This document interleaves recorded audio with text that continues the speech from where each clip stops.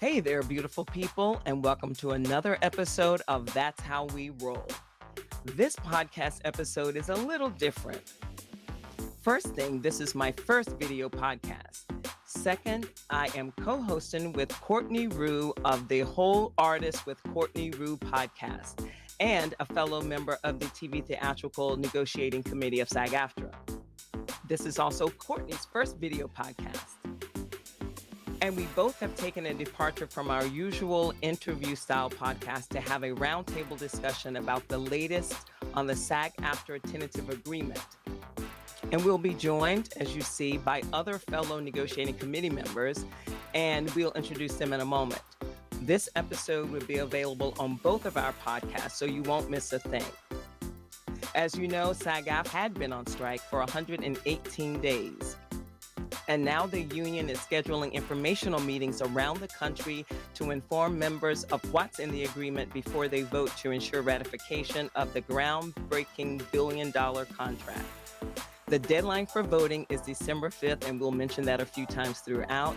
But now it's my pleasure to introduce my first co-host, Courtney Rioux. Hi, thanks, Avis. I'm really excited to be here and to share all these other negotiating committee members with you. Avis is right. My podcast is called The Whole Artist with Courtney Rioux, and you can find it anywhere you find podcasts. And I usually interview actors such as yourself right here on this panel and other industry professionals about their life and the self-care that they do to keep sane in this world that we act in. And I'm happy to be here talking specifically about the contract, the tentative agreement that we all are super excited about. So with Courtney and I today, we have actor Jason George from ABC's Grey's Anatomy and Station 19. We have actor, single, model, activist Shari Belafonte. She's currently appearing on Apple TV's The Morning Show.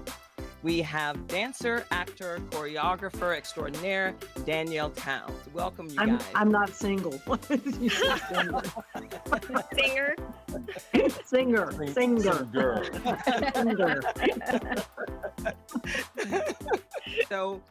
So guys, last night was a big town hall in LA at the Palladium. You know, AI is a big thing, and we are not AI experts, but this is something that we cannot stop from happening. And it seems that a lot of the conversation around AI was like, we can't let the producers use it, but that's not a feasible option here. AI is here to stay. A lot of podcasters use AI, and AI isn't going anywhere. Let's just start off this AI conversation. I'll jump in and say, I'm not an expert in the technology of AI, but I think we've all become fairly well versed, if not experts, in how AI impacts the performer's life. The contract that we've negotiated, we understand that pretty well because we beat it up for the last several months, day in and day out. And what I got out of the meeting last night was there were some people who came to support, which is, we were talking about this a little bit, is beneficial because there are people who, most times when people actually are approving the contract, they just don't go to the informational meeting because they're like, I'm good. I don't have any questions. I'm straight. But there is a lot of complexity. There's a lot of things that we got improvements on, and people just want to understand how those improvements improve their life. So where do I make more money? What can I expect? What expectations are? There were a lot of people who just wanted to get information. And then there was a huge amount of people who had questions around AI, and they kind of broke down into two camps: people who wanted information and people who want you to understand why it's a bad idea to ever let AI be a part of our lives. And those people came in with, you could feel an energy coming off of them from the first moment they began to speak. And with that, rather than trying to, there were a lot of people who came into debate to try and win a debate about AI. And so they threw out hypothetical situations to try and poke a hole and pull that one piece out of the Jenga pile that would bring the whole thing down to prove that they were right and you were wrong. And as opposed to being people who came to try and solve the problem. Explain to me how this contract solves my problems. And when people you could see a few people in the crowd start to hear Duncan's answers. And it was largely Duncan Crabtree Ireland, our lead negotiator answering questions, and you could see them start to go, okay, that makes sense. Okay, that makes sense. People who were prepared to listen. But there are plenty of people who had so much energy. When you come in ready for a fight, you don't hear the answers to your questions that will calm you down. They're giving answers to your questions that could calm you down, except for the energy you have makes it so you can't hear them. They're just pushing an agenda, right? They're just basically pushing the agenda of why this isn't going to work, as opposed to, like you're saying, listening to why it will. Yeah, Right. and a lot of the reasons they gave were lack of protections. And we, try to express, well, yes, not having this contract puts you in that position, but by passing this, we now have the groundwork to create these protections and more. Like, you have the consent now to say yes or no. And if this doesn't pass, you don't have that consent because they can do whatever they want. And they were doing AI type things with CGI long before AI came along. And it seems like these same people were okay with CGI, with being scanned. I mean, I've never been scanned, but the people that have, like, don't you want to be paid for that? So I didn't understand a lot of the blindsidedness that like Jason said, they can't see the forest for the trees pretty much, because they just were so brought that energy that they just couldn't hear the answers and to see that this was a better situation for them, for us. Yeah, this is a seminal moment that we're living in right now. The reality is technology is advancing at extreme stages. It has been for years. And to think that technology is not going to just keep evolving and keep drawing us into it is absolutely absurd. I mean, I had a conversation with somebody the other day, and she said, well, I've never seen this before. Why do we have to do this now? And I said, you think the attack of the 50-foot woman actually used a 50-foot woman? So, when you put things in perspective and saying, Indiana Jones, the latest movie, Harrison Ford needed to look 30 years younger, and Carrie Fisher, she passed away during the Star Wars movie and they needed to finish. Same thing with Paul Walker when one of the Fast and Furious movies. I said, Happy Feet. You'd never see these penguins dancing if it wasn't for, because the fact that they had to copy Savion's movement. He was all in the motion capture, performance capture, I guess. Danielle, you'll be able to explain that a little better than I will. But the point is that all these wonderful movies and TV shows that we've seen in the last 30 years, so a lot of them have utilized some kind of new technology that we've embraced. This was just such an enormous leap that it was very difficult, I think, for our 160,000 people, maybe not even 160, but maybe the 1,000 that are kind of questioning it and having some concerns about it, that they just weren't ready to grasp onto the fact that this is a whole new ball game that we're playing with here. We cannot negotiate the way we did in the past. A television on ABC, NBC, and CBS, and even Fox is a thing of the past. We want to still embrace that. We still, as actors, want that platform, and we still want independent, smaller movies. I mean, I think it's a wonderful time to embrace more of the movies that we were allowing to come on in our interim agreement. But, hopefully this is a way for us to keep those movies coming after us. And but we have to accept the fact that the Marvel movies are here. They're not going to go anywhere. And unless we sign a contract that is very similar to the one we have, and right now, we are going to lose that opportunity because we end up falling back to the 2020 contract. There will be people that are not going to be following us in solidarity like they are right now. And, it can implode in a big way that I think people are not really grasping.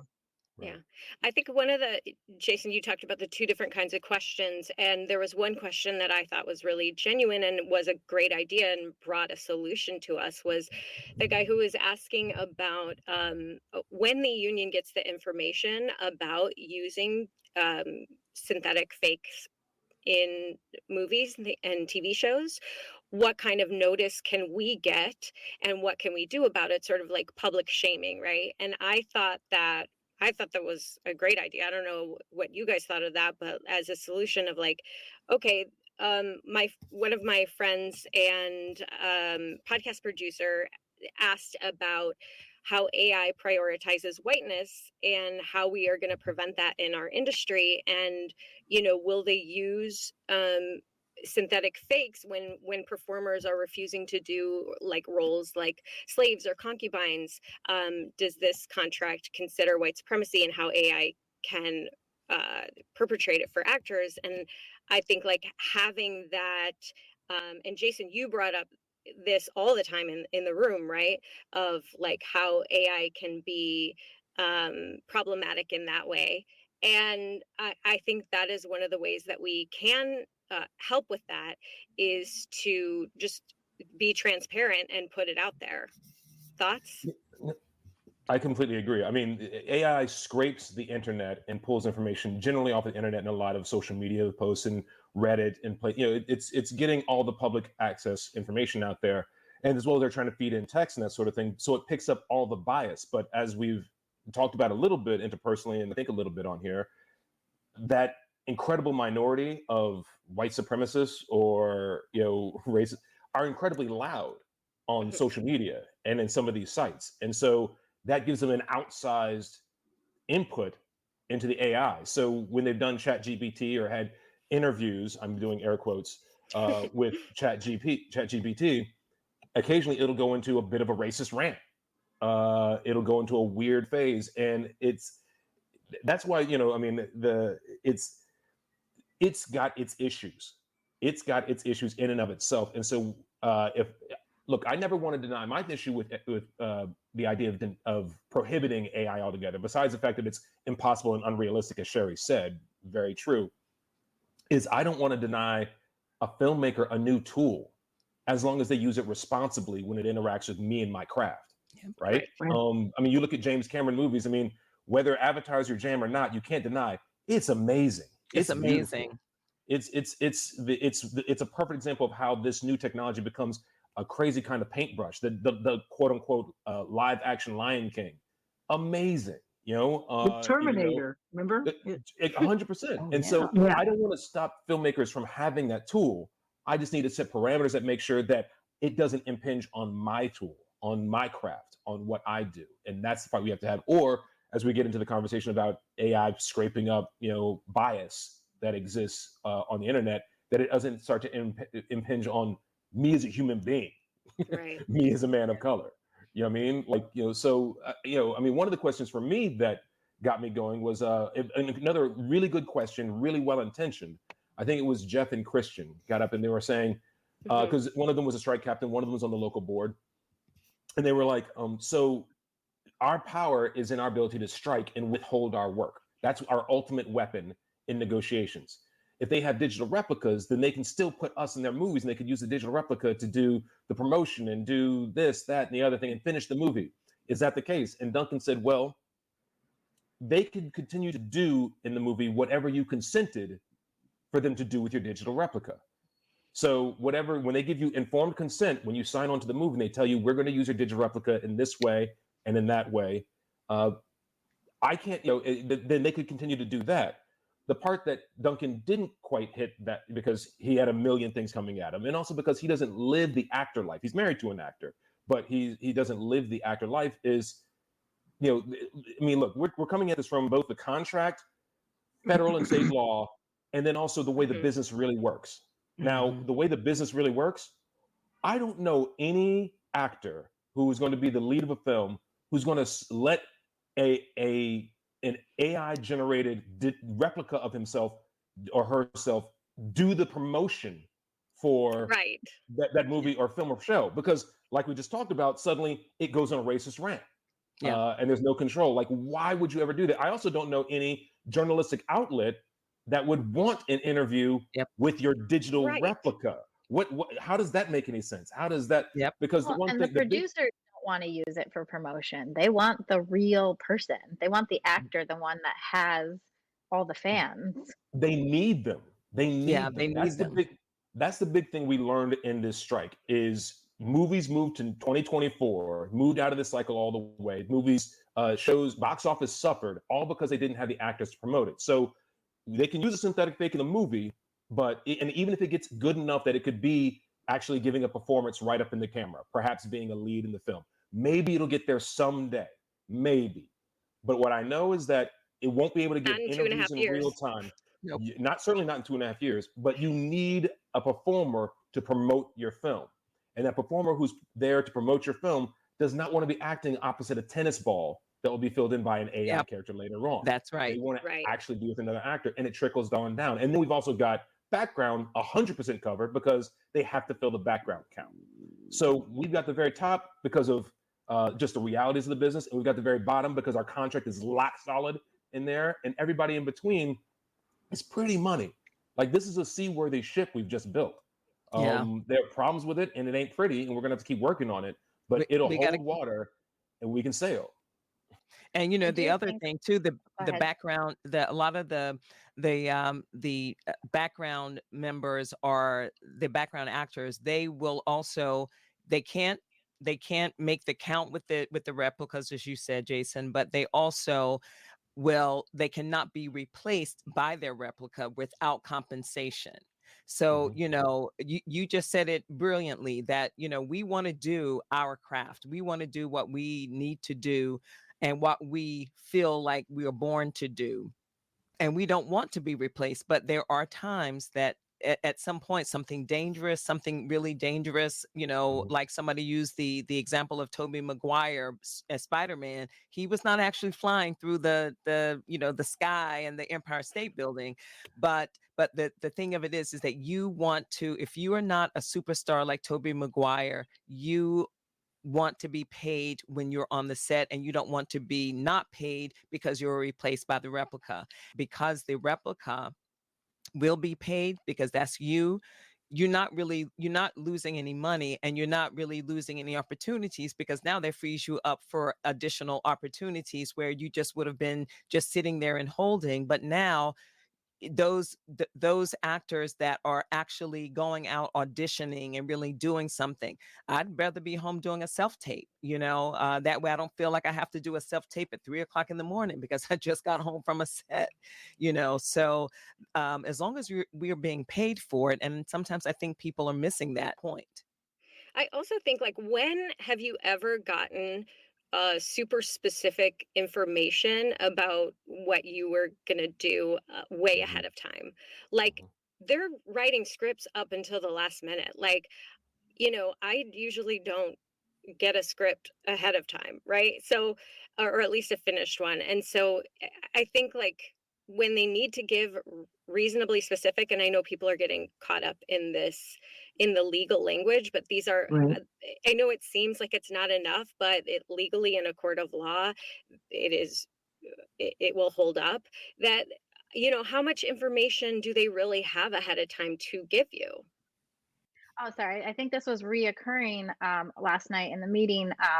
This like reasonable amount of information. Reasonable is something you can take to court and fight with. It's a strong legal language, even though to us, we're like, reasonable. What kind of word is that? It's a lawyer word. It's a legal word, But like you said, Courtney, this info that we're going to get at the beginning of our project, that rarely happens. So I know there's a lot of fear about losing a job if you didn't want to be scanned, but most likely you're going to get hired and then asked with the reasonable amount of information if you're willing to do this. And then you have this power to negotiate.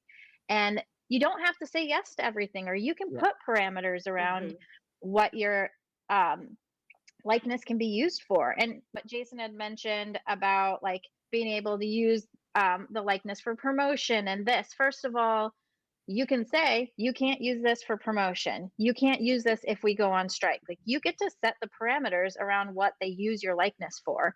And another thing that Jason mentioned, but I think was really asked again and again and again, was like, well, now they're stockpiling all this and they can create scenes, and like the same as the promotion, or they can keep shooting with your replica after the like once the strike hits. It's like, no, because that was not in the reasonable amount of detail of what they're using it for. And every time they make a change to those details, they actually have to get your consent again.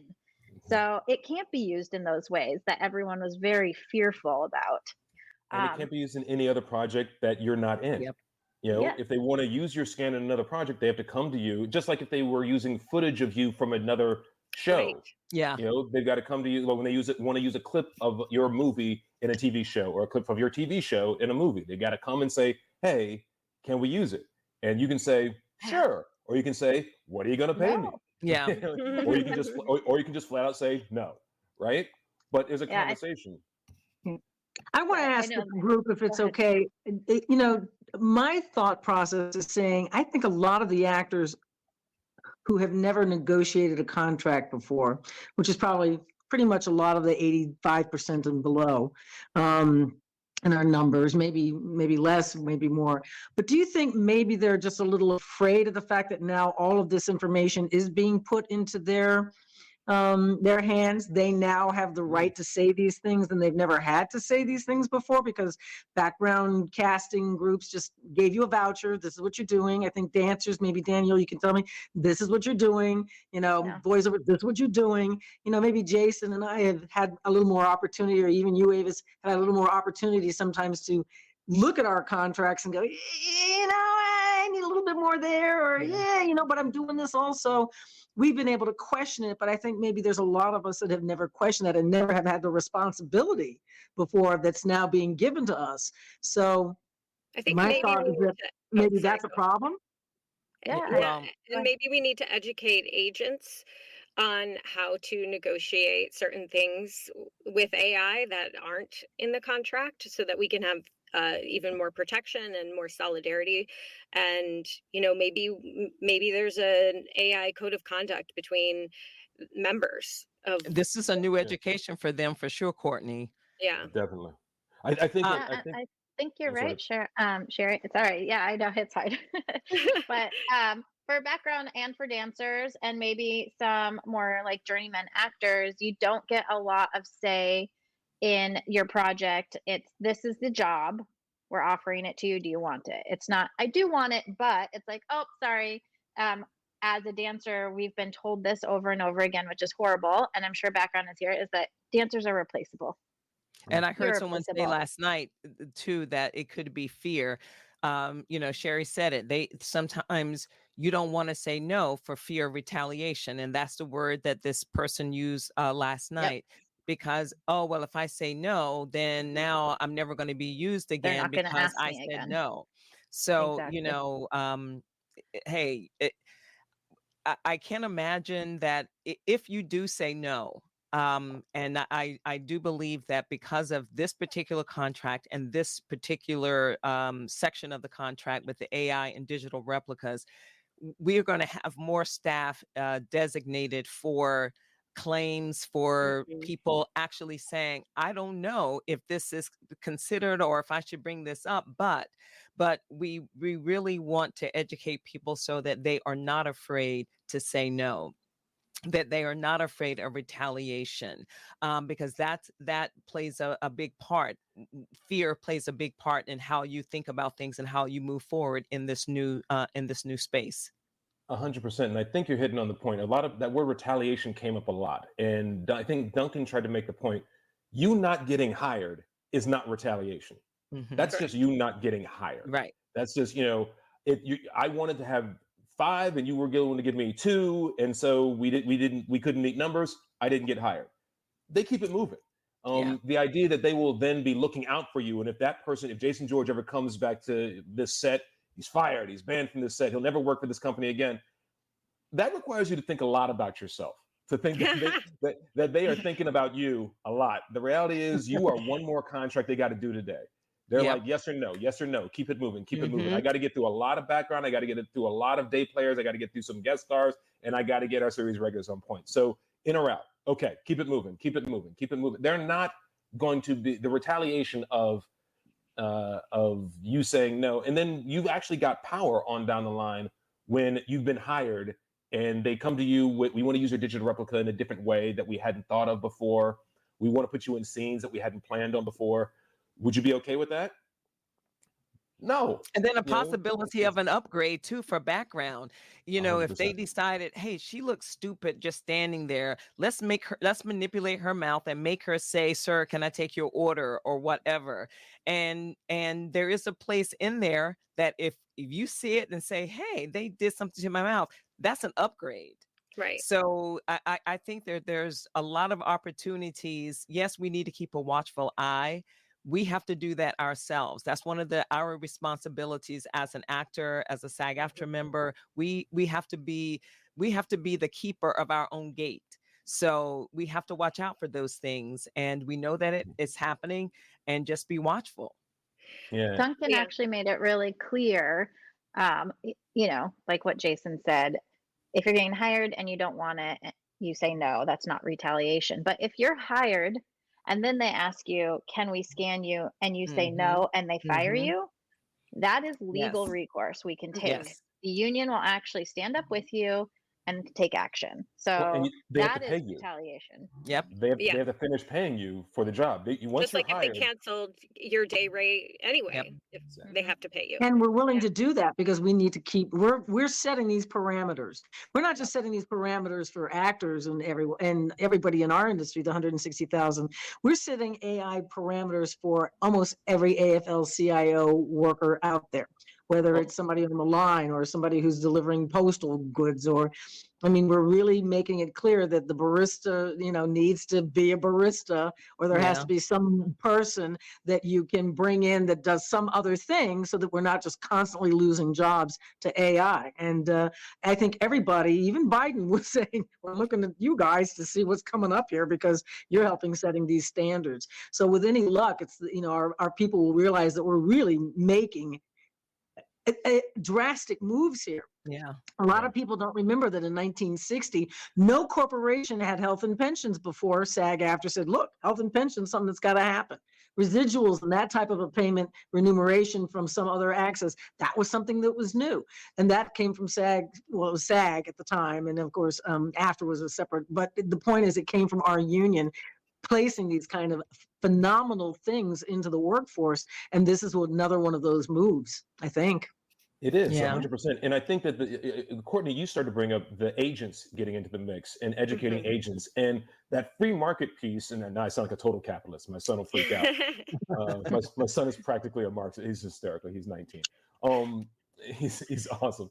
But agents are going to get into this deeply. The same way a nudity writer. Nudity writer is a really good example. And whether or not you've ever actually done it, you may have heard these stories where it literally gets as granular as you can show this much butt cheek, you can show this much boob, you can show side boob, maybe a little under boob. There will be no nipples. There will not be frontal nudity. There will be. It gets incredibly specific because performers are human beings, and we want to know what we're willing to put out there and what we're not willing to put out there, and it gets specific like that. And the agents facilitate that. So I see, personally, I see it becoming a thing where when somebody comes to me with us, not that anybody gives a shit about me, but when somebody comes to me and says, hey, we want to scan you and we want to use your digital replica for this, that, and the other thing, I'll basically be saying, look, you can use my digital replica to do any kind of stunt that is physically not capable by a human being. I won't say any stunts because I want my stunt level. I won't Right. Tom Cruise. Yeah. Well, he can do anything. He can do anything. But to make sure that stunt people continue to work, I would purposely say anything that's not able to be done by a human being. And then because I want to give my performance, I would say my digital replica can do anything in the background of a scene. Because that's half the time what we're in the real world scenarios of what we're going to be talking about, especially early on while the technology is not able to make a convincing performance up front and in the camera in a lead role. We're going to be talking about, we need to make sure you're in the scene. All the Avengers are assembling, hundreds of Avengers are assembling to battle the hundreds of thousands of bad guys. And Thor's got to fly by in the background because we have to have him in evidence. Okay, we can fly Hemsworth all the way from Australia, but he's actually working on a movie. So you know what? Can we just use your digital replica to fly by in the background? Cool, I'm good. If Thor needs to get up in the camera and give an entire speech, I'm not letting my digital replica do that. There's no way Hemsworth does that. He's like, no, you fly me back, and that'll be in that upfront conversation and consent. And that informed consent is, we want to have your digital replica give that speech in that scene. You go, no, he's not. He's not giving it. I'm going to give that speech. What are you talking about? This is what I do for a living. This is what I love to do. So the real world scenarios, I think it's going to be basically where it's blurry and it's not where I'm high price background. And I'm like, and if it's Mhm. difficult, if I'm not on set that day and you can't get me because I'm on another set, or it's not worth it to fly me in, that's when I think it'll be getting used. And I think that a lot of people will negotiate their consent to be something like that in the real Yeah. world. Jason, I'm because you kind of mentioned, that on my show already, on the morning show. well, Jason, since you mentioned stunts, there was a gain, something that language we got changed, and it goes to dancers and singers as well.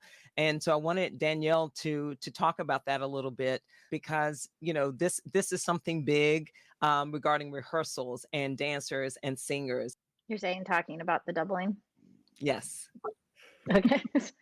I'm like, did I Oh, say and that then right? also, and then also the little bit of the contract, because there's one crossover where it's that it's kind of cuts into the stunts and the dancers. That was something that you were very proud of. Right. And rehearsal days. Yes. Yeah. Big shift. One thing I wanted to say, I know you just led me into the dancer stuff, but the one thing I wanted to say about AI before I moved on was just because this was very repeated so much from the membership last night, was the definition of a human.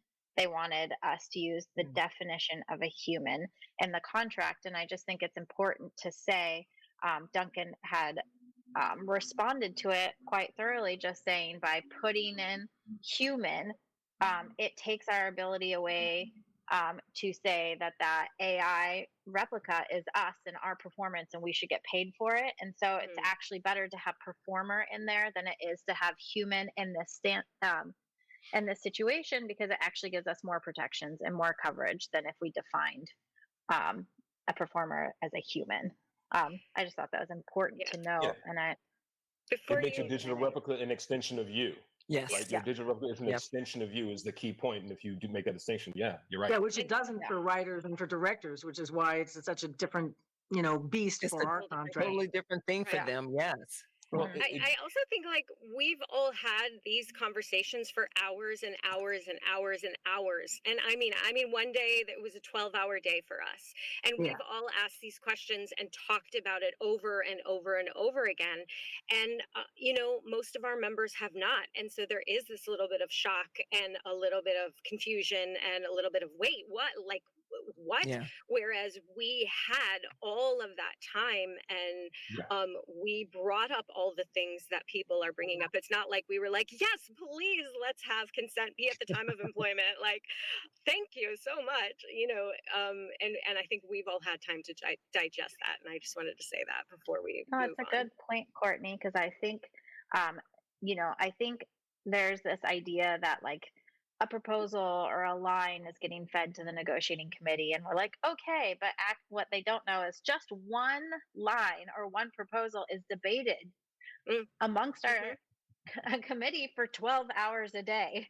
So, and we go back to the next thing the next day. So the next proposal for 12 hours. I mean, we're literally in those, a short meeting is 6 hours. Yeah. It was timed for 2 hours, but we went 6 because we weren't done talking about it. And a normal people are meeting is 12 thinking about the 118. Yeah, people are thinking about the 118 days, and they're thinking we were on vacation or just picketing, which wasn't the case. We were still going in and having meetings or having Zoom meetings. I mean, everything was still being discussed. And people forget we started on June 6th. This has been going since June 6th. This isn't just the last 118 days. We had, what was that, 4 or 5 or 6 weeks before. So and prior to that, because the whole W&W process is, people brought up some things. I remember at one of the town halls, it might have been the webinar, and somebody asked Duncan a particular specific question about, I think about minors. And so he said that wasn't something that was brought up in the W&W, because once your committees, however many, different committee members are there that come to the W&Ws, and then the membership comes, that's where you can state your, things that you want. Or if you don't want to come in, you can actually email. There's always an email address in the SAG-AFTRA newsletters and the emails. And you can actually get your questions and concerns there. So the process started even before then, because this was like in last year. September, I believe. Yeah, it was the most extensive W&W process we've ever done.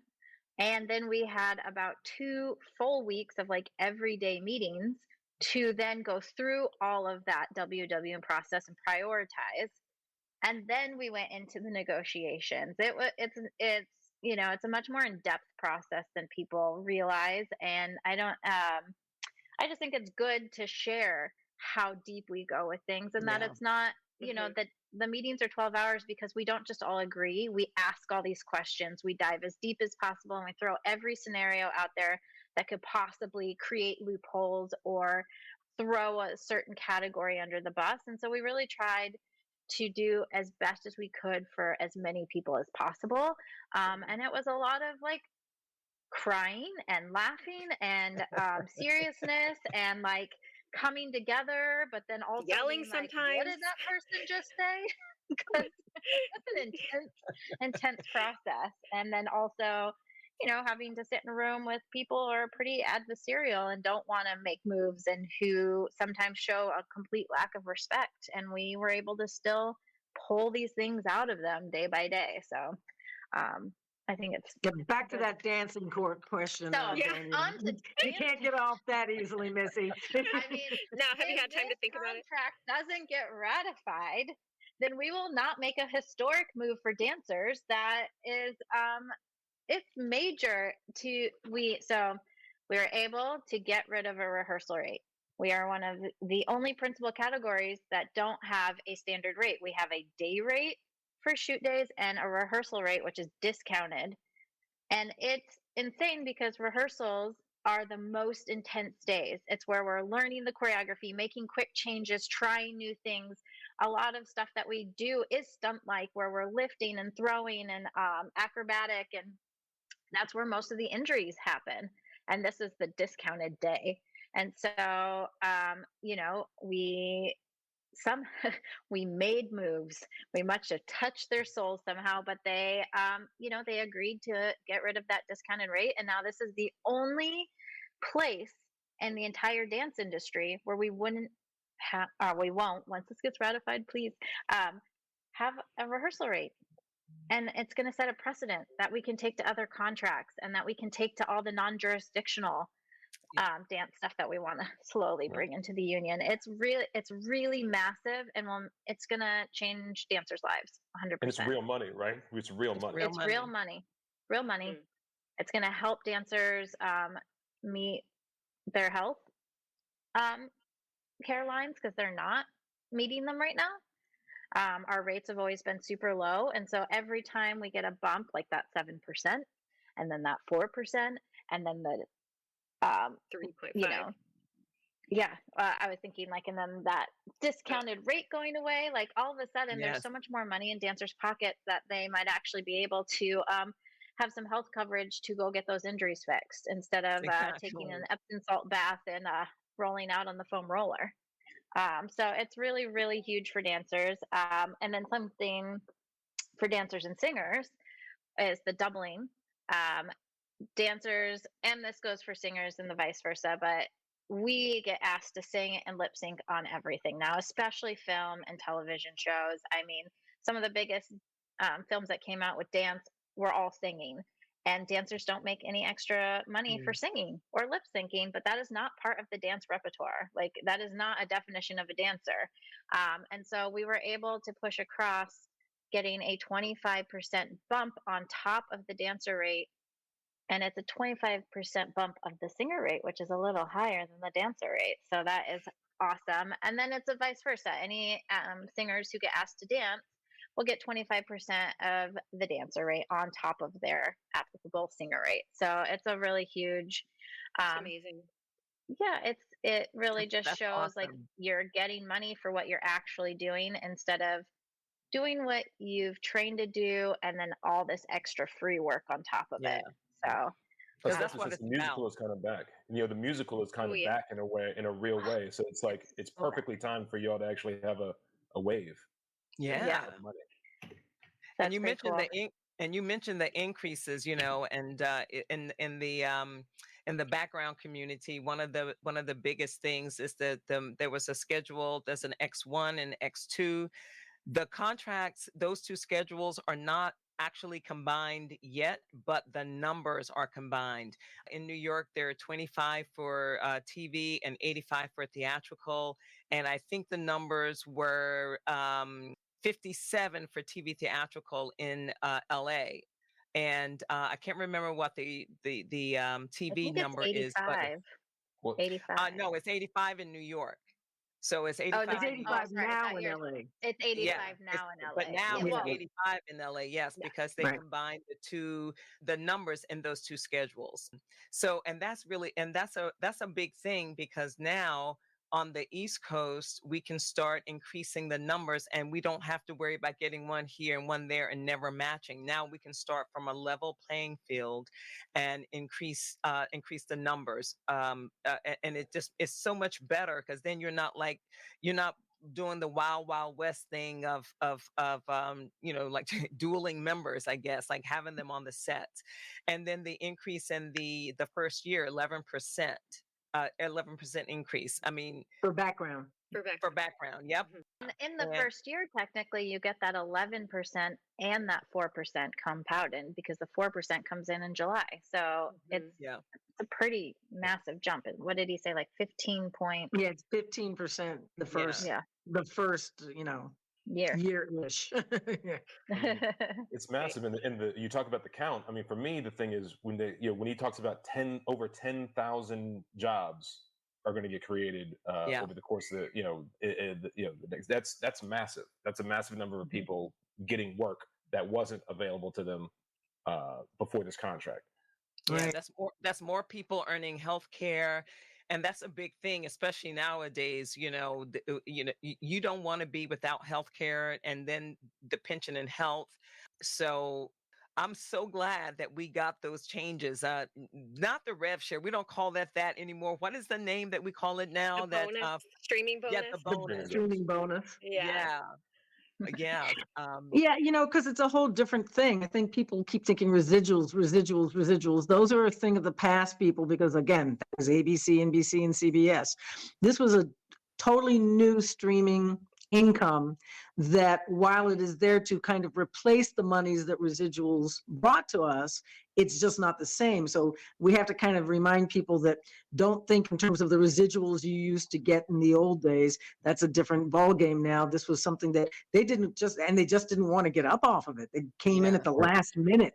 So again, what you were saying before, Courtney, is, and Courtney and Danielle, is that we were in that room and we were listening to this and living and breathing it the whole time, going, oh God, how are we going to help replace these monies, knowing that we're never going to see those again?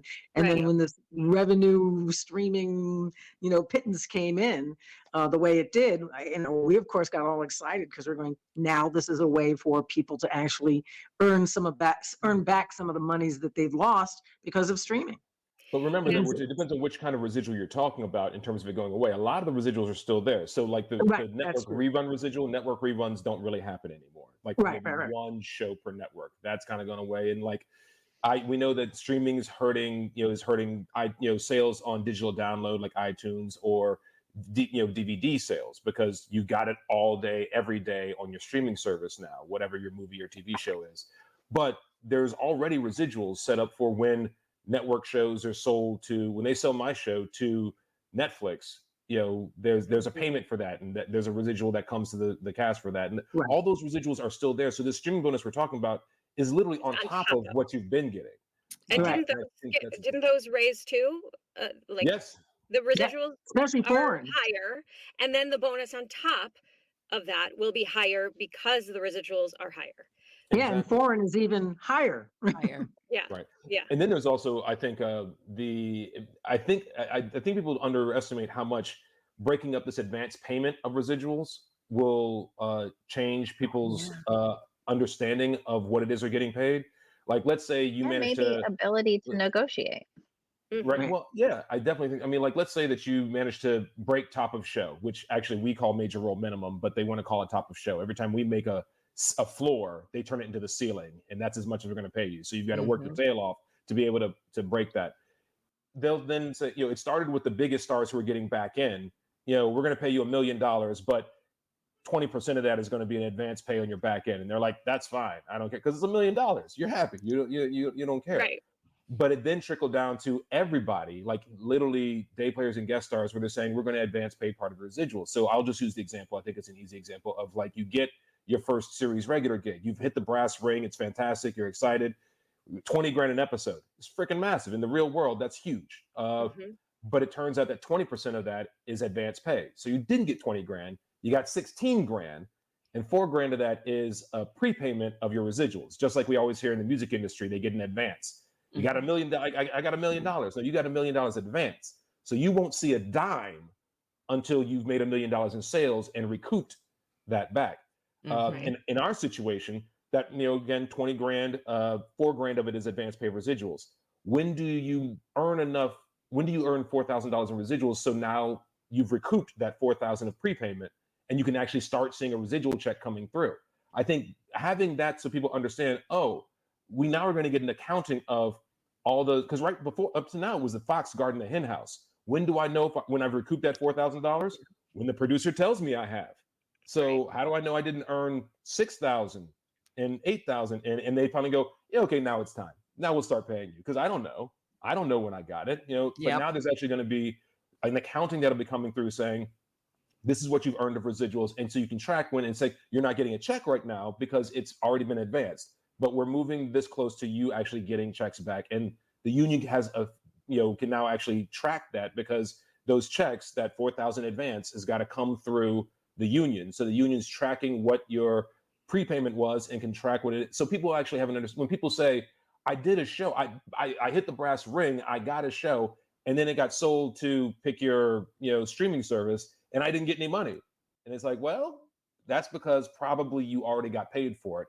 And you've got to track that. You just didn't know it because they did some shady shit around it. They did some, what's commissionable by agents. Your agents are, of course, supposed to commission your session check, your initial compensation. But residuals, like the old rules were your first and second residual, they're commissioning all of it with this. You know what I mean? So the whole conversation. So it's like, it's putting everybody on notice, agents as well. It's like, you don't tell me I got 20 grand when in fact you got me 16 grand. Yeah. And 4 grand of it is prepaid residuals. Like, and maybe, like you were saying, Danielle, like maybe they didn't have to fight and get me a real 20 grand up front. And then I get paid 24 grand, and 4 grand of it is residuals. Like, I want to know that my actual compensation is what I'm really getting paid. Don't do accounting jujitsu on me. Yeah, let's talk about 20 grand, but that's all my rate. That's not residuals. That's my I think I think it's good that members are so involved in this and in the strike and everything, because I think they are learning about that kind of shady stuff that was happening, that they're like, oh, now I'm aware. I didn't even realize that advance pay was a thing. Now I can look out for that. Or, any of the things that we're talking about, the questions that actors are asking, I'm like really happy to see people getting so involved and during the strike, at least, it was like union strong, solidarity, like we're in this together. I hope some of that can continue, and for people to be more involved in the union and come to meetings and learn. Because I know when I got involved in union service, that's when I started learning about things like that. I was like, oh, I didn't know that was a thing, right? Anytime I showed up to a meeting, I was like, oh, new thing that I learned about our union or our contracts. Absolutely. Or whatever.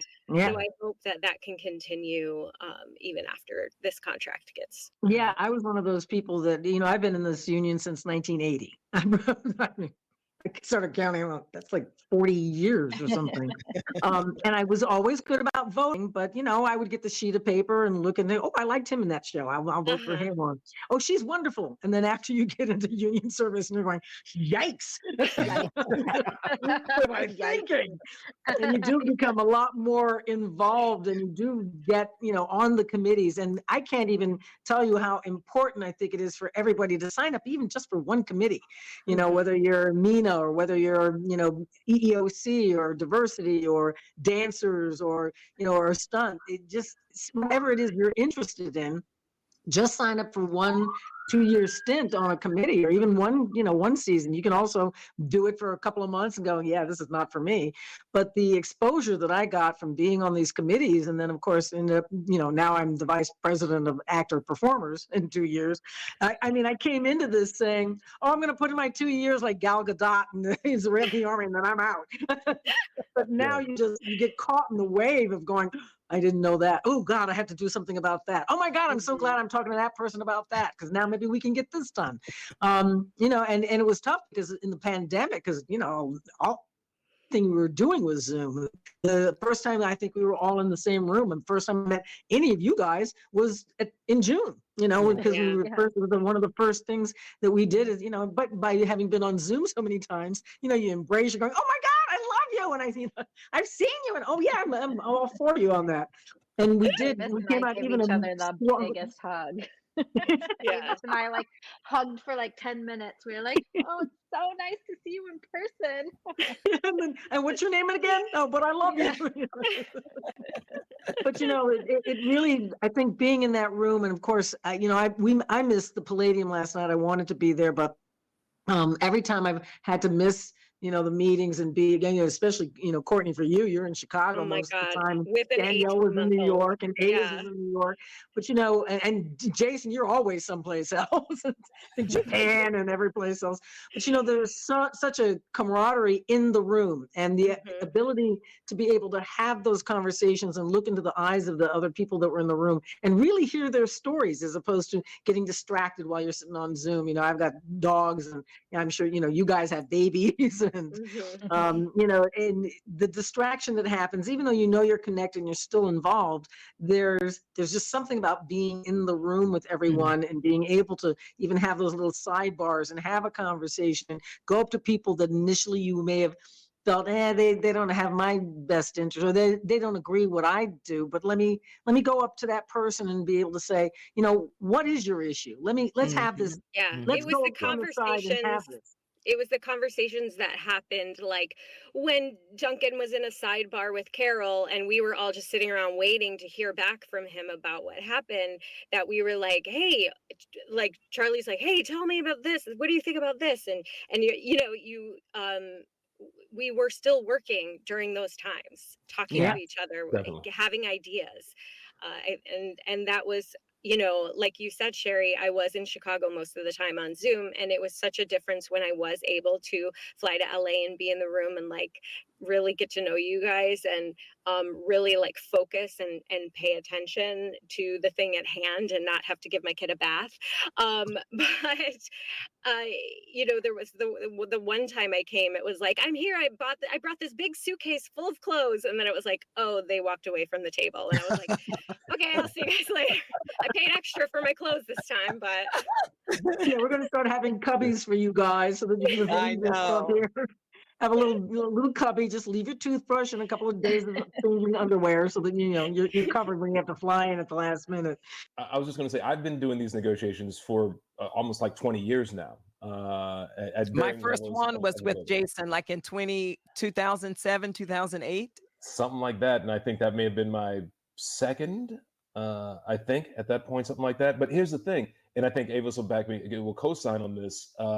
There was a level of solidarity in this room that there hasn't been in any other room before. People came together in a way, and part of that was, I think Fran was disarming to everybody and made everybody reassess. It reshuffled the deck, and she came with no baggage on it, and so that was a beautiful thing. But it also allowed folks to start to do, we managed to do in the room what I think I hope we are able to get to in the larger membership around this ratification, which is trust. At the end of the day, trust is the only thing that any of this matters. And people are like, well, you got to earn. And I'm like, the reality is my signature on a contract means nothing except for I'm promising you that I'm going to do the things I said I'm going to do in this. That's all any of this comes down to. And when you can know that somebody by reputation, or you've been around somebody, because when we got in these rooms, we begin to realize, okay, I really do know that we're fighting for the same thing.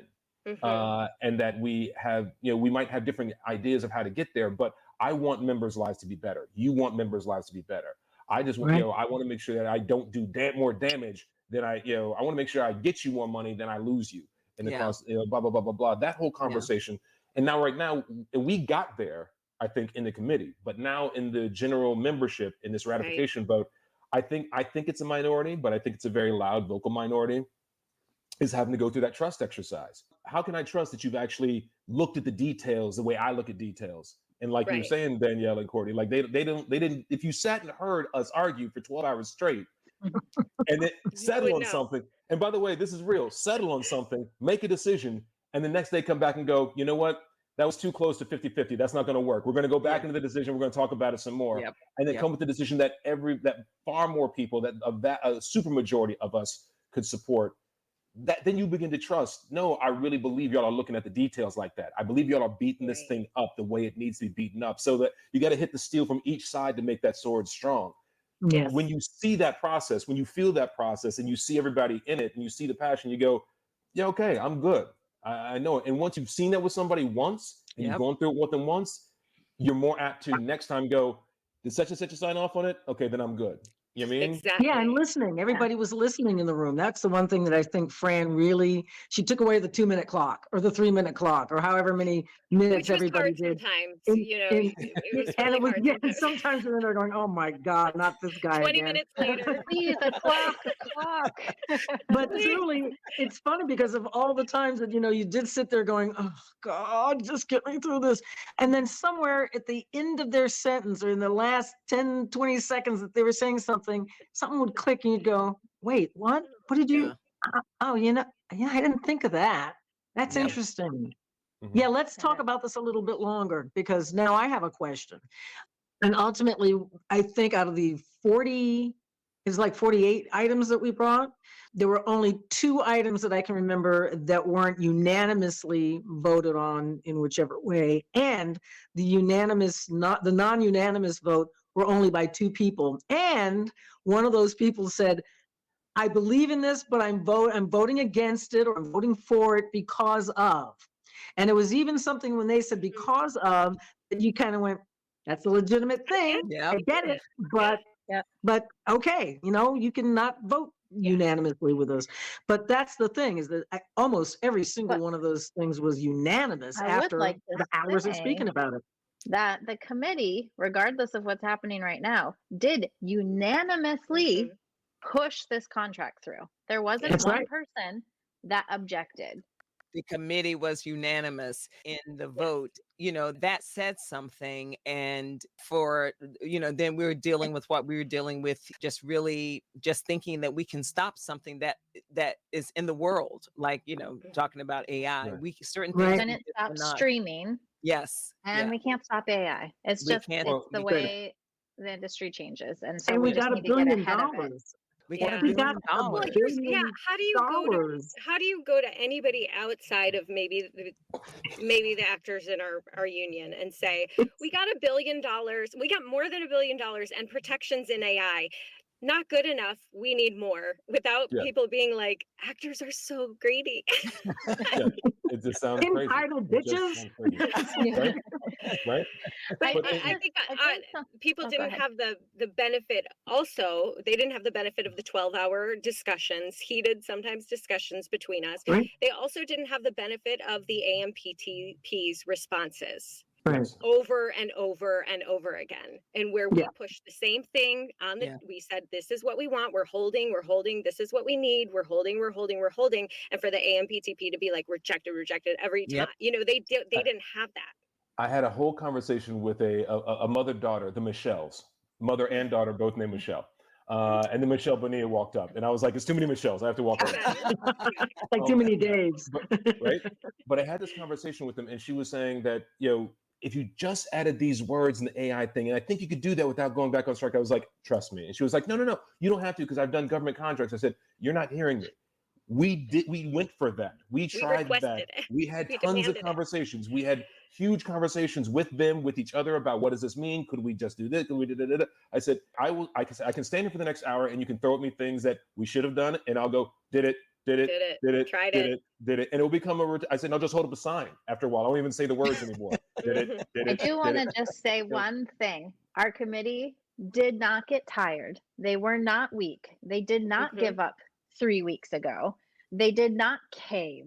We fought and fought and fought. We stood together. We literally, like I said, cried, screamed, fought, debated, hugged. Like, this was not a weak committee.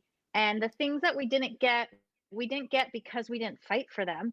It's because this is a negotiation. This is what it takes to get important things moved forward. And we Yep. set the 100%. groundwork in so many new areas that didn't exist in this contract, that this is a fucking good contract. And I am so proud of what we've done. And no, I am still not tired or weak.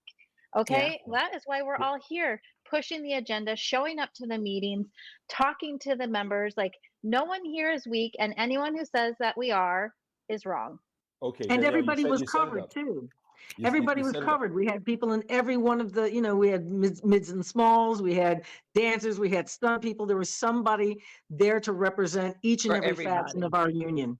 100%. Now you set it up, Danielle. So now I'm gonna go all the way in. Now I'm gonna go ham because this is the part that I get hot about.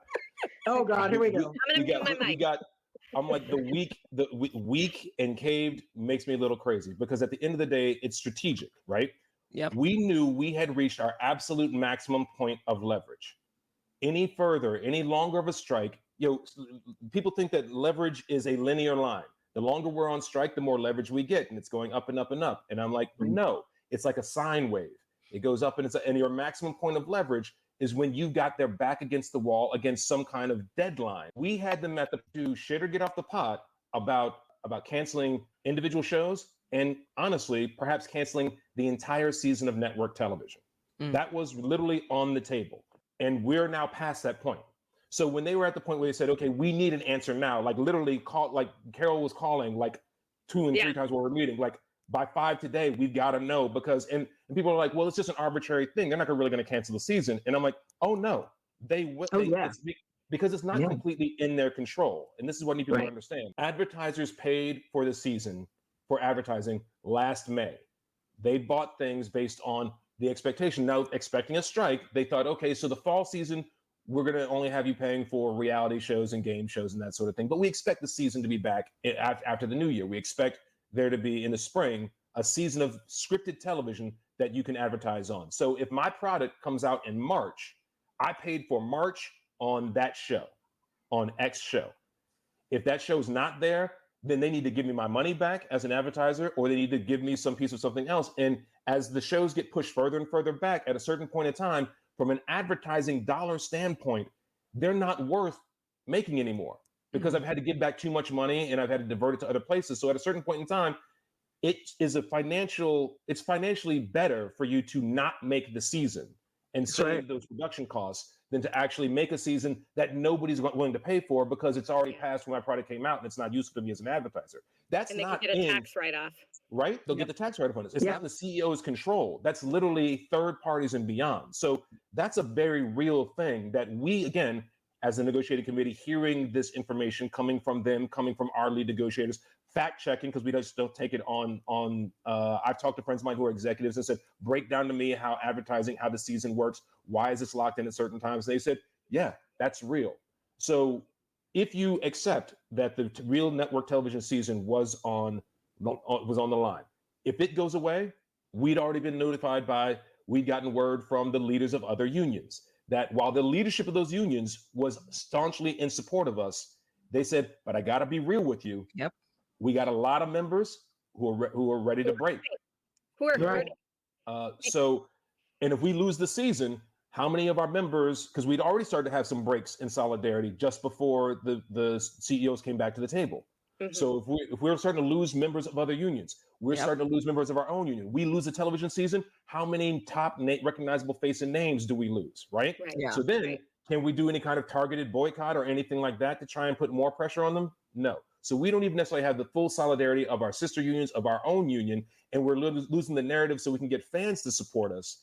Well, do we have enough leverage we don't have the leverage we had So sine wave, again, we were at the maximum. Yeah. I Now we also drop. think we'd lose, like I said, the support of the American people who are not in this industry. What Yep. are you talking right. about? You gave up that deal. What are you Yep. crazy to give up that deal? Like, Yep. and then you lose the support of labor unions. Yeah. Because And that's why people we are couldn't like, afford to lose. yeah, you And Well, we're losing and mom and pop businesses too. I mean, everything, there's a lot of little businesses that went under. And they, by the way, a lot of them were in support of us. I mean, I'd walk into the market, because I cooked on the side. I sometimes chef on the side. So at one point I was chefing a big party. So I had, $500 worth of groceries sitting there that I was picking up. And this woman in front of me was looking in her purse for quarters. Malls were flying out, to pay for her meal. And she's looking at the conveyor belt, with all of my stuff spread out there. And, I made some joke about whatever it was. It wasn't something that was rude, but she brought up the fact that she said, my husband owned a little cafe that went under, that was a studio cafe. Everybody used to go there. Nobody's coming here anymore. So he lost that. My best friend is a makeup artist. She's, she can't pay the rent. So she's going through this whole horrible thing, and then kind of looks at all the groceries that are sitting there. And I went, I'm chefing on the side, so don't think that this is like something I'm taking home for dinner. These are not mine. She just got it like that. These She are just not got it my. like This that. is not my foie gras. I don't even But these touch are that all stuff. good points that this is stuff that could happen, but it might happen if this contract doesn't get ratified. Because Yeah, it'll Well, happen let's more. talk about that. Let's talk about that. Yeah, if we don't vote yes on this contract, these are the real things that are happening. Shows are getting canceled, more businesses are going under. There are people who are hungry, who can't eat. I mean, and those are really important things, but it's not the reasons why we made this deal. It's just part of the knowledge, knowing how it affects the community. But if we vote no on this, the producers don't have to come back to the table until they want to, and they probably won't come back till February. They have no incentive to come back until the next deadline that they've got to deal with. Exactly. They have to start thinking about how they have no incentive to come back. Right. They have no incentive to come back until maybe February, when they're thinking about the pilot season for next year. And it's a cost benefit analysis is the thing. Look, would we have taken this deal if we didn't have what we absolutely needed, which is protections over our image and likeness? No, we would not have. We would have fought tooth and nail until we had controls that really, we're setting out to sea. The ship has got to be seaworthy. It can't take on water. There can't be a hole in the bottom of the ship. But we know that image and likeness, we handled that in a way that the vast majority of issues are good. People need to wrap their hand around it. It's hard to get your head around it. Now, in terms of synthetic fakes replacing us, that's something we want, but that's not happening today. That's not the battle happening today. And we're working with the federal government and state governments. I testified before Illinois state representatives about fakes and AI. So I think, we're working on even if this gets ratified. We're still actively making changes to protect ourselves. It's not. It doesn't end with the yes vote. 100%. I think some of our members actually forget that, because some of them, we tend to live like in a make-believe world, and I think that some of them are not even aware that there is some kind of that there is state legislation about AI, because everybody's using it. It's not just our business, it's, even in the schools, they have an AI checker that the teachers can tell if these kids, if their writing is from them, or was this some kind of generative AI type paper. So, and we're getting something like that too. I mean, that kind of technology is coming into the visual aspect as well. Rodney, a friend of mine, was talking at the meeting last night about the technology he's been working on for a while as a side gig, is, to be able to break down and figure out that AI generated face that you're looking at. Where did that ear come from? Where did that nose come from? There's AI builds it up, and there's another AI that can break it back down into its individual parts to figure out where did that all come from, and believe that we're going to be using that to our advantage. Right. Also, but now the union is going to have the union is going to have something that you could say what you want to happen when you die, so that is in writing and you can be protected. Yeah, So I like that Duncan yesterday literally said, "We're going to fight AI by using AI ourselves." He goes, why would we not take advantage of the technology? Let's use the technology to protect us from the technology, And I think what Courtney just said is just another good thing that the union is doing to protect their members, which, I mean, if you want to, I feel like you kind of got cut off, but like they're going to create a database where if you create a digital replica with a studio, you can go to SAG and put in what your wishes are for that digital replica after you die. Like once I die, I want that destroyed. Once I die, please get consent from my estate or my heirs because they'll know what I want because it's in my will. After I die, like do whatever you want. I don't care. I'm dead. Whatever you want. It's up to you. You give consent. So Bri said in the 2023 legislative session, at least 25 states, Puerto Rico, and the District of Columbia introduced artificial intelligence bills. Yeah. So and we have our foot in the door. SAG-AFTRA has its foot in the door with how we can protect us, how we can protect actors, voice actors, stunt people. This is something that is bigger than us, and it starts, and we're starting this. We didn't have anything like this before. Well, we've been fighting this for decades. I mean, right of publicity, which is basically the thing that says that you legally, just in the world, own your image and likeness, own it, like it's your copyright. We've been fighting for that for decades, because until now, it seemed like it was just an issue for like the Elvis Presley estate or the Jimi Hendrix estate. You know what I mean? But now everybody's realizing, somebody can take your image and likeness and put you in a commercial. So everybody can take or as was the case a couple of weeks ago, some kid took the image of the face of the girl he liked in high school and made some nude pictures of her and that sort of thing. And everybody's realizing the dangers of not saying that we own this. So politicians were not trying to hear us before because that's a rich people's problem, not my issue. Believe that they started to pay attention when they realized that you can use AI to make a deep fake of that politician saying, and they were right. Yeah, Putin's my best friend, and I kick puppies and I hate kids. And there's nothing legally that you can do about it because you don't own your own face and image. So now they're starting to realize that they've got to actually put parameters on this for every person in this country, and it's just going to benefit us. We're just the canary in the coal mine. And ultimately, we'll probably get watermarks on our. I know that technology is in the process of being developed as well, so that when you do have your generative, your AI, your whatever this thing is, your GAI, then you will be able to say, "Oh my God, that is my face because my watermark is showing up in the process." By the same regard, it's funny because I know, and I'm not going to sound like a little naysayer now. What's interesting is that a lot came up about, well, how do you know it's not my teeth? And how am I going to fight if it's my teeth and it's my mouth and it's my nose and it's my arms or my tits that are in that, and I know it's mine. It's very funny because Sam's my husband. Sam and I play this game where we'll see somebody in a market or in a restaurant. We'll go, if Jason and Courtney had a baby, it would be that person. And Sam and I will go, oh my God, you're so right. It's absolutely that person. But obviously it's not Jason and Courtney.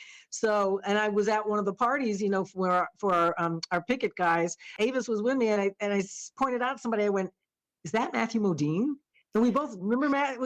I went, I think that's Matthew Modine. We're looking, we get closer, and you're going, oh my God, what is it? It wasn't. No, somebody said to me it wasn't him. And then I was talking to a friend, they said it might be his son. Totally. It was his digital replica. I'm saying there's so many people who look like so many people that may become one of those weird areas where you're going, no, really, it wasn't you. And but here's the reality. We have things in place because they have the data, so they can say, no, it wasn't Matthew Modine, it was Fred Schmeckel, who just happens to look exactly Matthew Modine. And no, it wasn't Courtney and Jason, it was Frida Schmeckel, because they just happen to look just like that person.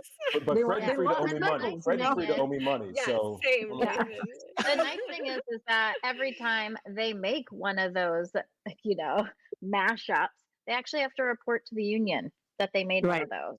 That's what we hope they do. We're going to keep track of those things, and we're going to be on the lookout for that. Especially when we have the watermarks. Once we get the watermarks too, which will probably be in the next couple of years, it'll be a lot easier to be able to, say, oh yeah, and they'll have to, give in. So all right, it was. Exactly.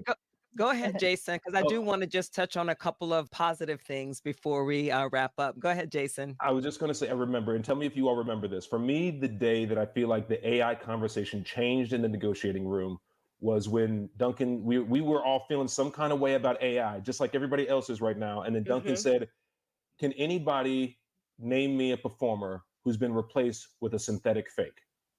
Not somebody, not something using his digital replica or using her face or likeness or whatever, but literally a completely AI generated synthetic fake performer. Right. It hasn't happened yet. And there was silence in the room. And he said, it hasn't happened yet. So that's when it became clear to me that, and this is the joke I use with people, is I always say, like, it's like I'm a geek. We're all geeks and we love stories and we love movies. And so Terminator, the artificial intelligence called Skynet, sent back a Terminator to try and take us out. And it had our image and likeness. We beat that Terminator. Now, it's not perfect. There's little pieces like the little chip or whatever, the little arm that may create a problem on it. But now we are on notice, and we know that there will could someday be a war with the synthetic fakes. But it's not today. It's not today. And considering that we're all bloody and bruised from doing this fight, let's actually take let's take $1 billion from this win. Right. And the fact that we've got, every time they ever think about using a synthetic fake, they've got to notify us that we'll be perfectly armed and thoroughly informed on how to make that happen. And one last point I'll make is whenever they use a synthetic fake from now on, again, hasn't happened yet, but when they do, not only do they have to notify the union, but the union has consideration. Yep. And they rammed home for me last night the fact that consideration is different than just the ability to negotiate for compensation. Consideration might be, oh, you're using synthetic fakes in this way for things that would normally be used, for a stunt performer would actually be used. You know what? You've got to hire some stunt performers. Or you know what? You've got to do this, you've got to do that. So that is huge for the battle that isn't even happening yet. So we'll be ready. Our membership is aware and focused in a way that they've never been before. We're getting the information we need to get. We know that that's a battle that could be coming. Maybe the technology never gets there where where a digital fake is so perfect that we can't tell the difference between a real person and a synthetic fake. But it's not there today. Right. So it's expensive. There's no financial incentive for them to use those over real people. Yep. Exactly. I think it's important. They got to pay for it anyway. They got to pay for the. They got to pay They got to pay for the replica to create it, and then they have to pay you for showing up, and then they have to pay that rate for your digital replica. So, they're just spending more money. So they're not going to. If they can use you, they're not going to spend the money on the digital replica because that doesn't make sense. Right. Right. Their goal is not to screw you. Their goal is to save money. Yeah, that's the thing. You know what I mean? Yes. And it just happens that oftentimes screwing you is what saves the money. It's what saves the money, exactly. But we've made this contract, so trying to screw you will cost them more money than just using you. So and you can set your price tag. That's the other thing. It's not, that's the one thing that we didn't, we always usually set some parameters of what the fee is going to cost you. And, we can make suggestions, but, ultimately, and here's what I'm going to throw in. I did mention it to Davis before and a couple of other people. What if everybody just said, yeah, sure, you can scan me. I don't have any problem with it, but you got to pay me $1 million. and laugh. But the point is, she can be naked too. But you got to pay me $1 million, and it can only be for this movie. And but you have to naked is $2 million. Naked is $2 million. And you have to make me look better naked than I do in real life. That's but these are the thoughts that go into my head because guess what? That happens to be true. You can set a parameter if you say $50,000 and just this, or $1,000 and just this, or a day rate $208, $207, and give me four meals or 4 free tickets to the Taylor Swift concert. I mean, you can create what you want for that contract for that thing to be done. And in my head, I'm going, yeah, why wouldn't I say $1 million? Why wouldn't everybody say $1 million? It's why not? And then I think some people have more leverage than others, but that's higher minimums, right? But Courtney, that's what I'm saying. In this case, it's not true. Everybody's got that leverage. Yeah, they do. They just have to have an agent or somebody that's in their corner that's going to help push that. If you're already hired, yes. If you're already hired. The leverage is about getting it. That's the issue. The leverage, your leverage and how much it needs you is about getting the $1 million or $2 million. Yeah. I do just want to touch on some points, some of the great things that that nobody comes to the mic about really, or maybe one or two questions out of the thousands about AI. But self-taping, we did some Yes. good stuff with self-taping, because I mean, I was actually doing self-tapes before the pandemic, and of course during the pandemic, that just they just became all the rage. But I find myself, even before the last day that I went back out to LA before we came to this tentative agreement, I got an audition late on Friday, and I had to have it by Monday. Well, I knew I was flying on Sunday, so when was I going to do it? I got Shari to read with me. I had to get the audition. I had to get somebody that was like me, that didn't sleep. So, so we don't, if you want to do an audition on the weekend, you can. If you want to do an audition self-tape on the self-tape interview on the weekends or on the holiday, you can. But now we don't have to. If we've had a trip planned, that was a problem. You're like, oh, I haven't had an audition in a week, and the day that you plan to go someplace out of 6 months, now everybody wants you for an audition. So they wanted Friday and do Monday morning at 10 a.m. Right. But now they can't do that, and they also can't expect you to memorize. That you can use your teleprompter, you can use your iPad. So that's wonderful. To be clear, it's 48 hours, not including weekends and holidays. So the big one for me is big one for me is they have to give an in-person option, a Zoom. They have to give a Zoom and/or in-person option, which is huge for performance disabilities or folks like myself. I always feel like I can't get arrested off a tape, but if I can get in the room, I can get it done. And I'm the opposite. Sam and I want to write. Let me do that one again, honey. Let me do that one again. What do you think? Want to give me some direction? Yeah, a lot of people I know said most, if not almost all of the auditions, even leading up before the pandemic, are self-taping. So right. Yeah. Well, and self-tape opens up a lot of diversity. It opens up a lot of diversity. People, if they were going to see 20 people in person, they might see 40 self-tapes, and knowing that only one person can get that job, most of the time, your job is to make that casting director think, okay, I can't give you the job, but you're definitely coming back in for me, and I'm going to read you for other projects. And I'm going to start looking for some opportunity to give you. That's your job, and so you just got to get in the room and make a name for yourself. Jason, on your show, because I got to do an episode on Jason's show. She was great. She was so funny and so much fun. They sent me sides for Sharon's part, and so I read that, and then when they called me and said, "Well, you got this other part," it was like, cool, But there was nothing that had been written, or maybe I don't know if it had not been written, or they just didn't audition with those sides. Same thing happened. I'm very happy because I get to now remind everybody that I am on the morning show, and when I went into audition for that, it was for the makeup artist to play Jennifer Aniston's makeup artist, and they said it's 2 episodes, and here are the sides, and I did my sides, and then the casting director said, "Do you know what a stage manager does?" And I went, "Well, yeah. As a matter of fact, that was my first job out of college, working in National Public, WETA in Washington D.C." She said, "Show me." So it was an improv. I basically said, "Okay, people, we're back in 2 minutes. 2 minutes." And then in 5, 4, everything you'll see me do on the 3. And I knew to be silent. Right. And my manager called me 2 days later and said, "You got the part." And I went, Nice. "Which one?" He said, "Oh, yeah. Oh, the stage manager? I thought you went in for the makeup artist." I said, "No, the stage manager." He said, "Well, the good news is you're going to be in 7 episodes as opposed to the 2. And it turned out that I was in 9 episodes the first season, 8 episodes the second season, 7 episodes the third season, and we have a 4th season.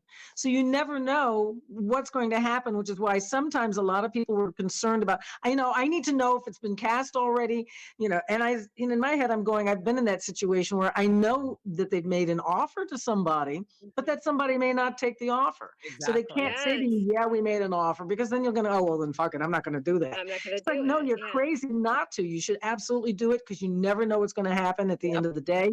You may end up getting another part somewhere. On a smaller scale, I booked my first animated voiceover job the other day, and I was like, I didn't audition for this, and then I looked back in my thing, and it was like in April I auditioned for a different character in this show, and then I didn't have to audition, so it was like, hey, you just never know. You never You know. never Those know. tapes, listen, if they see Well, something that they like, they're going to keep those tapes. And I've gotten auditions through self-tape that I probably wouldn't have gotten. So I definitely preferred the self-taping. sure. Right. But I Yeah. do think, it is nice to note too some of the protections in self tapes that we got for dancers, because Yes.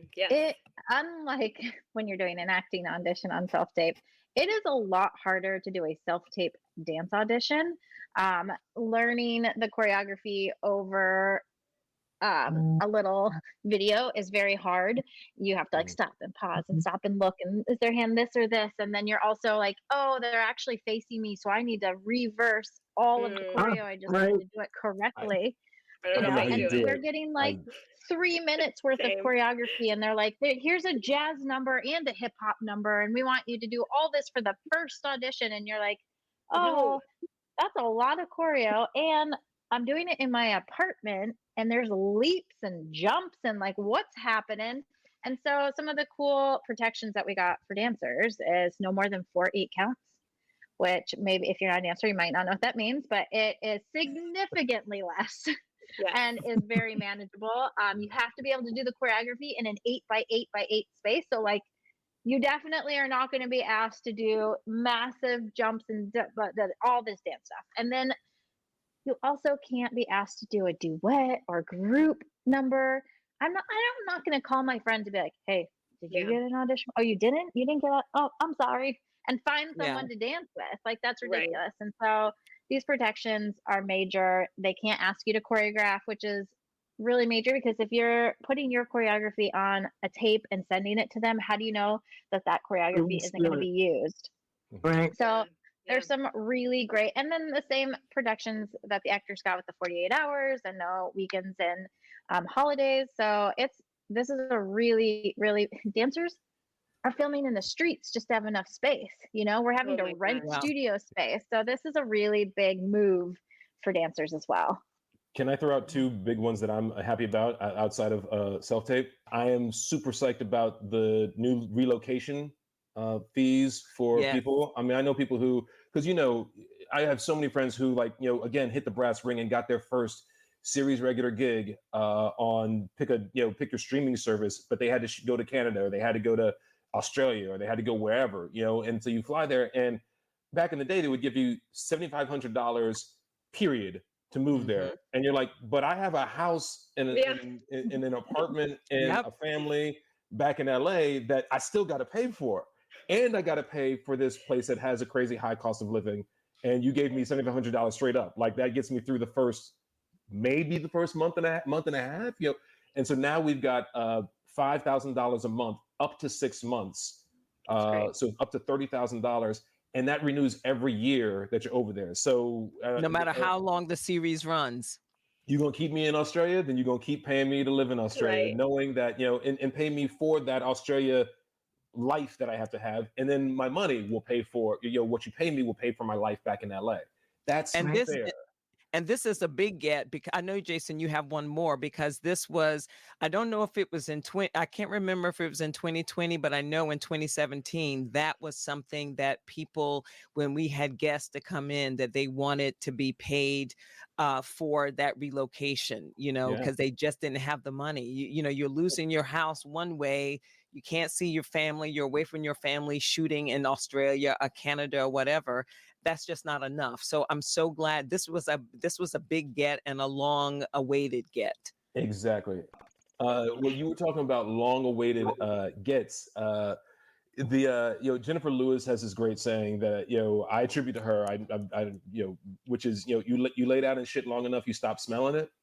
But the thing is, since the beginning of since Hattie McDaniel, since the beginning of this industry, people of color have never truly felt like we were taken care of when it came to hair and makeup. That's right. There's no person of color, who isn't part of their brain going, okay, so for men, when am I hit the barber? I can't do it on days that I'm working because I won't be able to get there, and I got to hit it, so you're trying to figure that out. And what's the look for this character, and how do I describe that to whoever I'm going to get with? For women of color, it's a whole other thing. And in both cases, it has been mildly traumatizing at points. People who've gone through painful thing, because you'll have hair people who say they know what they're doing, but they don't really know what they're doing in terms of straightening your hair and this, That's right. or putting curls in. And so it's been this slog, and people stop paying attention because you just finally say, fine, I'll do it myself. Fine, I'll do it myself, and I'll get it done right. But that's putting a whole bunch of work and pain on you, a whole bunch of financial burden on you, time, resources on you.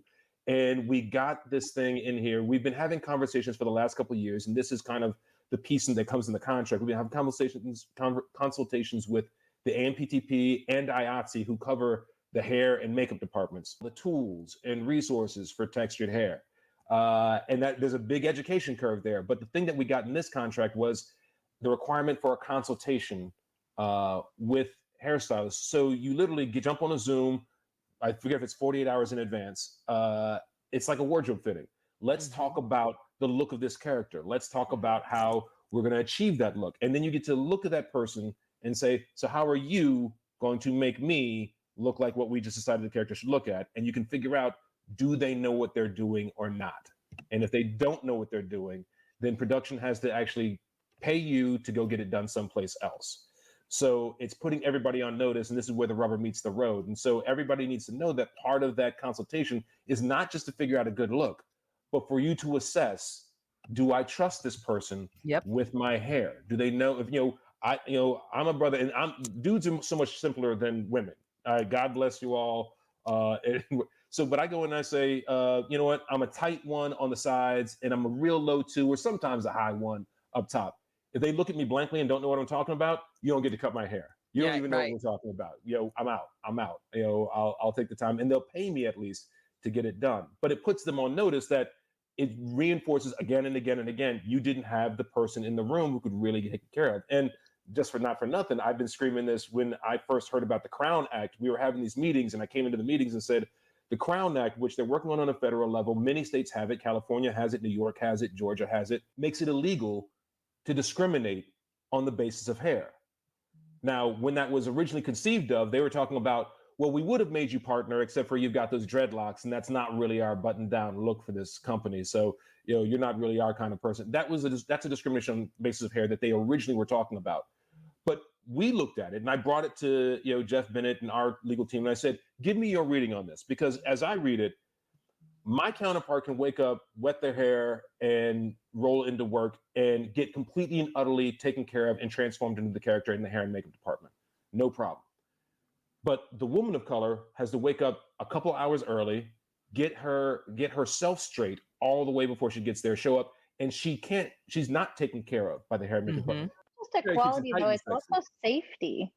The stories that were shared in the room and the horrible things that have been done physically because we had uneducated hair and makeup people, this is a way to protect and create a safety net for the people.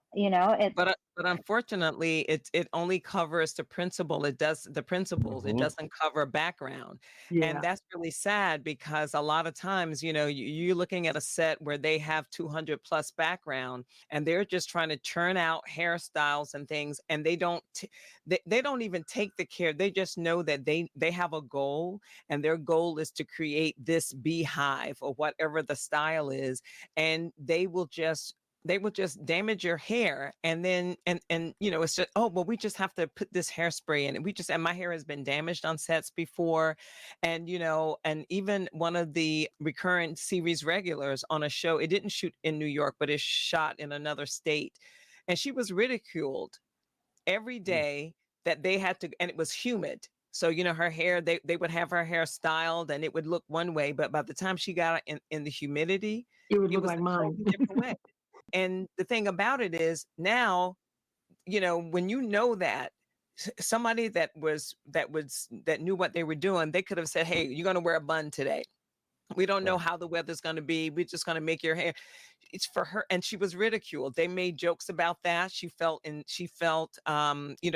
bullied about her hair. And the whole cast, she was talking about cast members and the producers and things like that would just make fun of her or say things snide things behind her back. Right. So that's been going on for years and years and years, even in the 80s, because that's when I did have hair. I ended up cutting it this short and then wearing wigs, because every time I would go in for an audition, they'd see this hair. Well, it wasn't quite this blonde and, and white, but I'd have the little short afro and I'd walk in, and 99% of the time they'd go, "Do you have any wigs?" And, I have a bag full of wigs. I have, 40 different wigs. It's like, yeah, I got wigs. And there was, I think Hotel was the first time that I auditioned for a show. And, they said, and I was waiting for them, to say, you got a wig in there? And they didn't. And they went with this very short hair. And that was great. And then, of course, third season, I had all the braids put in, because it was the stylish thing to do. And, and they loved it, but it was my cost. It wasn't their cost. And then suddenly, you establish that look, and then you have to keep up with that look. And in my case, I paid for that look. And, when you got extensions back in those days, it was $1,500 to have somebody sit there and for 2 days braid hair into your head. So these are extensive gets that we got. Like you said, it's a shame we didn't get it for background, but it wasn't for lack of trying. I think even Avis, of course, worked in background, was big on the background issues, as was Ron Ostro, one of our other members, and a couple of other people. Samantha. Very big. We dug in our heels, and they just, sadly, what Michelle Hurd has said, and I think somebody else said it, is that a great negotiation is when both parties leave the table a little unhappy. And you didn't get everything. You're not going to get everything. And it's not for lack of trying. Right. And it wasn't for lack of trying. We did bust our asses. And a lot of things, I think, background and answer, like we said, a lot of things did get got that have not been gotten in the past, because background always felt like they were the low man on the totem pole. Right. And, I think we got them up a bump. We bumped them up. They're not quite the lowest rung on the totem pole anymore. Even though we didn't officially get it for background, for me, part of the reason why I was able to still sleep and move to that next level was knowing that by getting it for principals, we're going to get more and more people who are truly qualified in the hair and makeup trailers, which means that there's going to be people there who can actually know what they're doing while dealing with the background, or at least tell somebody, "Oh, no, don't do that. Stop that." You know what I mean? Yep. Exactly. And I was like literally that it will affect the whole department in positive ways and keep us moving forward, which will then make it easier for us to get it for background on down the line. Right. I think just the, not to change the subject, but I also have to pick up a kid from daycare, is the minimums, which is just like for everybody across the board, who like doesn't have the privilege of negotiating higher than that, right? 100%. The 7% now and the extra 4% in July. It's just going to help a lot of people I know in Chicago, because most of the time, like we talked about with the geographical discrimination, like people outside of New York and LA, and maybe it's the same in LA, I don't know, but we kind of get screwed where they're like, well, you guys aren't as important, so we're going to pay you less, and we're going to not give you the guest star and just keep you at the co-star. And so keeping those, getting those minimums up is really important for us in the mids and smalls. Because I think a lot of people think that, just as, what did they say? It's, personality doesn't necessarily dictate income. I'm a scale plus 10 player. There's a lot of things that I'm doing scale plus 10.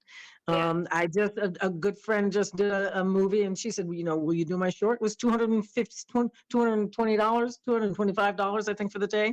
So, actors want to act, and sometimes it's not just about the money. It's about the respect that you get on the set. But we love the money. We do love the money. We like the money. There's no question about the money is a good thing. It's never about the money. You're going to do some projects that just don't have those budgets, and you don't have to feel bad about it, knowing that you got the best that you could get out of that deal, that you were respected on the set. Everybody was glad that you were there, and at the end of the day, you got a decent little something on your reel. But the fact that I'm making $225 as opposed to $150, that's a good get, because that's what the ultra low budget contracts were the last go round. So I think everything in perspective, but definitely you're right. The minimums got up there. We have this fund that we're trying to put together. It's such a feel good contract. That's the thing. We were all in that room once we heard that last two little things that put it into place, and everybody was like, "Oh my God, we're going on a cruise!" Everybody was so excited. You get a car. Everybody hugged everybody. If we had poppers, we would have been wee. But. Did you hear that one woman last night at the thing? This woman said this thing that was so great. She goes, "I feel like I'm at the best party ever. The best party ever until a drunk starts making it crazy for everybody for a second." And so we've got to figure out how to handle that and then get back to realize. And then when you get past that, then maybe in the telling of the story of the party later on, the drunk actually becomes part of the fun in the telling of the story. Right, exactly. Right. And then The drunk is the AI. Right. Exactly. And that's the thing.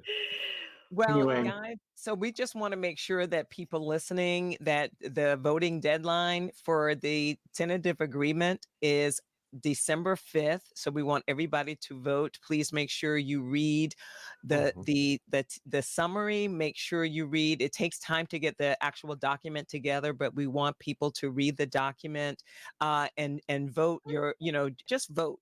Mhm. We hope that you vote yes. I do, but Yeah, I think we all do here. We do have websites with FAQs that you can go to. There's there's staff is on call. Sometimes you can email me because I'm going to have an email address at SAG-AFTRA as the VP. What I have said to some people is, if I don't know the answer, and that's often, I can have access hopefully to somebody that can get the answers for you. So we are here. All of us are here in some way, shape, or form to help you have a better life in this industry. We're all on the same page for having that happen for everybody, a whole 160,000 of us. And we hope that you'll reach out and be a part of committees. We don't do this for the money. Yeah, and we are. I was going to say in that part where we're not getting paid. We're not getting paid. Exactly. We don't get paid. Good times. Good times. Yeah, it's just a good reminder to say, the negotiating committee, we are you. We are also just members. We volunteer our time to do this, and we got these things in the contract because we're going to work them. These are things there's no loopholes or things that we're trying to hide, because why would we want to do that to ourselves? Because you are us and us, we are you. So yes. We hope that you can find joy in all the goodness that we got in this. So and come to committees and work hard for the next go round so that you can make those strides that, things that you fell through the cracks or didn't happen the way you wanted to, then, come on out here and see what the difficult ride is. And maybe you will get stuff done that we didn't get done. And come to the W&Ws, which a lot of people don't even know what that means. It's, the wages and working. It's actually just a meeting so you can tell us what's going on, what's wrong. If you have any ideas, and they'll be in early 2025. So next time you hear W&W, just come. Go.